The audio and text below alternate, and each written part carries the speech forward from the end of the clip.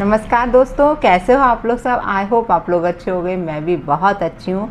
Thumbnail देख के आपको पता चल गया होगा कि आज की वीडियो में किस लिए लेके आई हूँ, क्योंकि जो चीज़ जो पीड़ा से एक औरत गुजरती है जब वो तलाकशुदा हो जाती है, वो उसी के ऊपर आज मैं कुछ बोलने वाली हूँ, क्योंकि सेम स्थिति मेरी भी रही है और मैं इन सब चीज़ों से कैसे बाहर निकली हूँ वो भी आप लोग के सबके सामने है।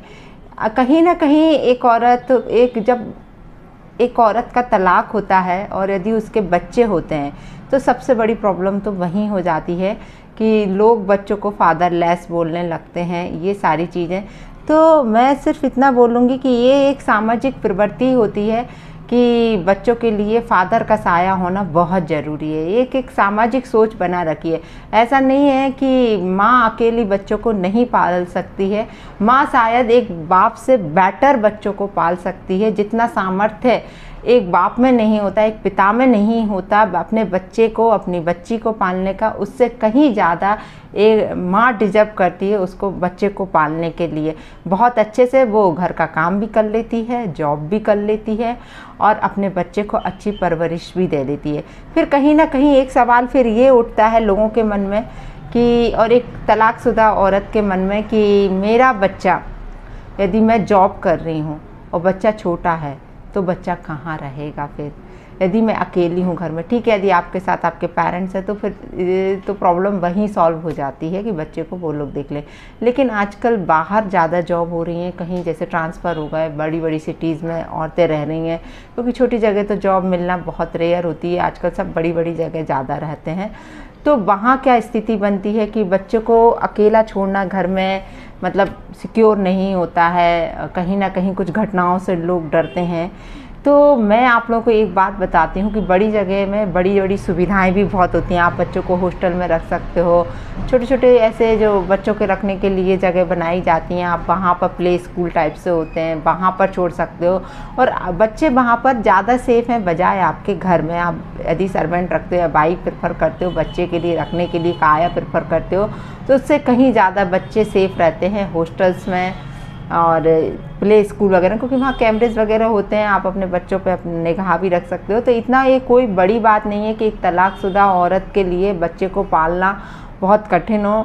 मैं तो सच कह रही हूँ, क्योंकि मैं अपने से जानती हूँ। मैं तो चलो छोटी सिटी में रहती हूँ, लेकिन और मेरे साथ तो मेरे पेरेंट्स भी हैं, तो बहुत सी स्थिति वहीं सॉल्व हो जाती हूँ। मेरे बच्चे भी बड़े हो गए हैं अब, लेकिन ये सब चीज़ों को मैंने भी फेस किया है। वो सब चीज़ें मैं आप लोगों के सामने लेकर आ रही हूँ कि ऐसा नहीं है कि एक तलाकशुदा औरत है तो वो बहुत बड़ी बात हो गई, बहुत बड़ा टैग लग गया और अब वो बच्चे को कैसे पालेगी, अकेले कैसे रहेगी। ये सारी चीज़ें बहुत आजकल मतलब छोटी हो गई हैं लोगों के सामने, ये सब बहुत छोटी हो गई हैं। क्योंकि मैं तो यही समझती हूँ हमेशा कि एक माँ से अच्छे से बच्चा कोई भी नहीं पाल सकता है। ये ऐसा मेरा मानना है।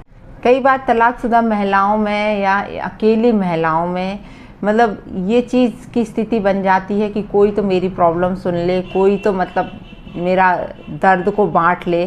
तो एक और वो सब चीज़ें ना मिलने की स्थिति में वो कुंठित सी महसूस करती है अपने आप में।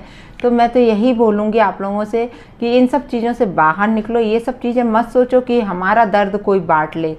क्या ज़रूरत है हमारा दर्द किसी के साथ शेयर करने की।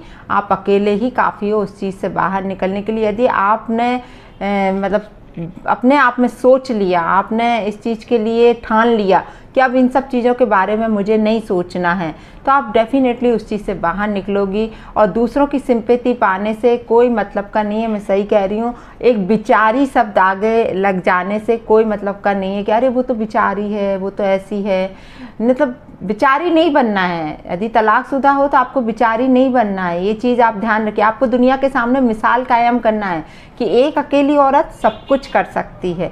अपने बच्चे को भी पाल सकती है, अपना घर भी देख सकती है, बाहर भी देख सकती है, जॉब भी कर सकती है और अपने बच्चों को बेटर संस्कार दे सकती है अपने पिता के मतलब बजाय।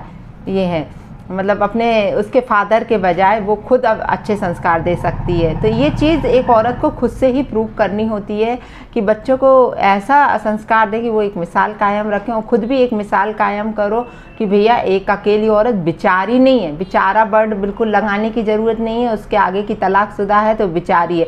और ये टैग जो लग गया यदि आपके आगे, तो आपको इस चीज़ से आपको ही निकलना है, क्योंकि लोगों का तो मुंह है, लोग तो बोलेंगे ही, है ना, उनका तो काम ही यही होता है। आपका काम क्या है? यहाँ से सुनना और यहाँ से निकालना। उस चीज़ को यहाँ दिमाग में नहीं रखना है, दिल में नहीं रखना है। सच बोल रही हूँ मैं आप लोगों से, इन चीज़ों से आपको खुद ही निकलना पड़ेगा। ये टैग जो लग जाता है ना तलाकशुदा का, ये औरतें उस चीज़ को कई बार गैन कर लेती हैं और अपने में, अरे मैं तो तलाकशुदा हूँ, मैं तो कुछ भी नहीं कर सकती हूँ, अब मैं ऐसा वैसा।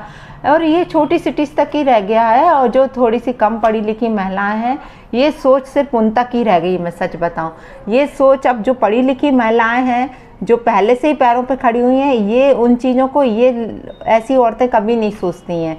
वो मतलब अपने बच्चों को बहुत अच्छी शिक्षा देती हैं, बहुत अच्छे से पाल सकती हैं, और पाल रही हैं यार, बहुत अच्छे से पाल रही हैं। बजाय अकेले रह, मतलब अकेले रह के भी, चाहे उनके पेरेंट्स भी उनके साथ नहीं रहना है, मतलब उनके इन लॉज तो चलो ससुराल वाला है, और बच्चे को यदि उन्होंने एक्सेप्ट नहीं किया है। और कई बार ये देखा है कि मतलब पिता अपने बच्चों को नहीं रखता है। कई केसेस में ऐसा होता है तलाकशुदा महिलाओं के साथ कि बच्चा अधिकतर महिलाओं के ही हिस्से में आते हैं, और महिलाएं भी, एक माँ भी यही चाहती है कि मेरा बच्चा मैं किसी के साथ शेयर क्यों करूं, मैं तो नहीं दूंगी अपना बच्चा, क्योंकि माँ एक बच्चे को 9 महीने पेट में रखती है, सारे दर्द वो झेलती है। तो माँ कभी भी अपने बच्चे से अलग नहीं हो सकती है, बाप भले ही हो जाए अलग। ये मतलब, और ये अधिकतर मतलब 100 जो केसेस होते हैं, तलाक के केसेस होते हैं, डाइवोर्स के जो होते हैं, उनमें आप मान के चलिए 70-80% जो केसेस रहते हैं, उसमें बच्चे अपनी माँ के ही पास रहते हैं।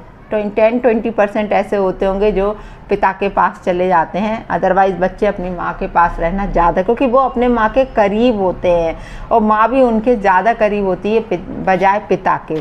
तो ये चीज़ मेरा पॉइंट ऑफ व्यू हो सकता हो आप लोगों को, कई लेडीज़ को मेरा ये पॉइंट ऑफ व्यू अच्छे नहीं लग रहा हो कि मैडम क्या बकवास कर रही हैं, लेकिन मेरा मानना है, मेरी जहाँ तक सोच है, मैं वो अपने चैनल पर शेयर करती हूँ।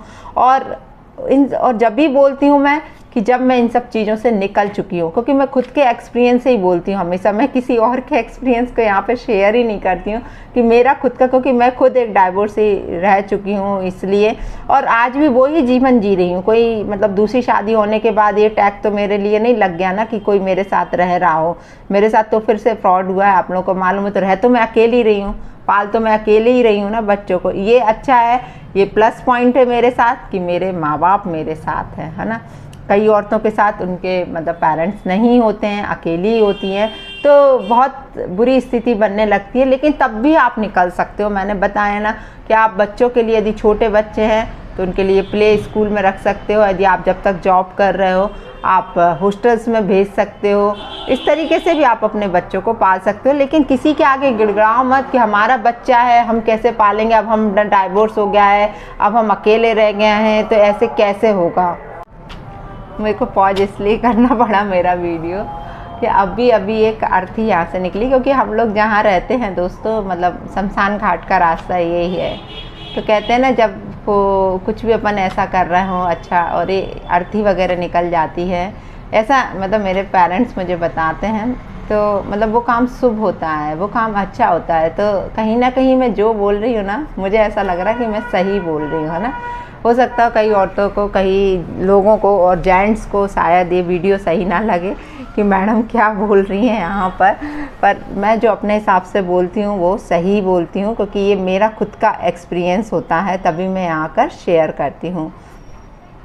और मेरा तो ये मानना है दोस्तों कि कभी भी ज़िंदगी में कुछ चीज़ों से बिल्कुल नहीं डरना चाहिए, लाइक मेहनत से, डिसीज़न लेने से, अकेले होने से, किसी की धमकी से।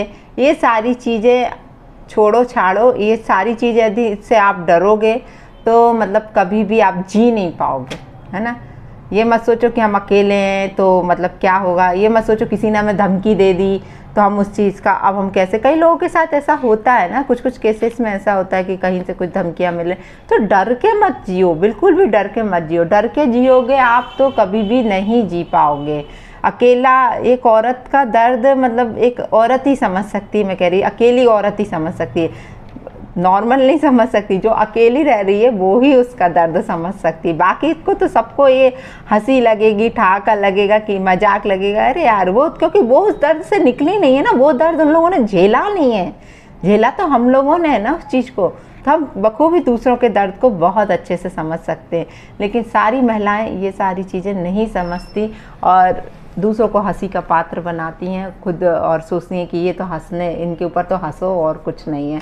तो इन सब चीज़ों की परवाह करने से अच्छा है कि आप खुद में एक मिसाल बनो। मैं तो सभी लोगों से ये प्रेयर करूँगी कि भगवान प्लीज़, मतलब इन लोगों को इतनी शक्ति दो, एक अकेली औरत को इतनी शक्ति दो कि वो दूसरे के आगे मिसाल बन सके और दूसरों के दर्द को भी वो खुद बांट सके। सच में मैं तो यही प्रार्थना करती हूँ। तो आज का वीडियो आप लोगों को कैसा लगा तो ज़रूर बताना कमेंट बॉक्स में आकर, और यदि बुरा भी लगा हो तो भी कमेंट करना कि कहाँ गलत बोली, वो भी कमेंट करके ज़रूर बताना। मैं डेफिनेटली आप लोगों के कमेंट का रिप्लाई दूंगी जो भी मेरी तरफ से होगा। और प्लीज़ वीडियो को पूरा देखिएगा, तभी तो आप लोगों को समझ में आएगा कि मैं बोल क्या रही हूँ, है ना। तो चलिए आज के लिए इतना, मिलती हूँ बहुत जल्दी दूसरे वीडियो में आप लोगों से। Bye bye.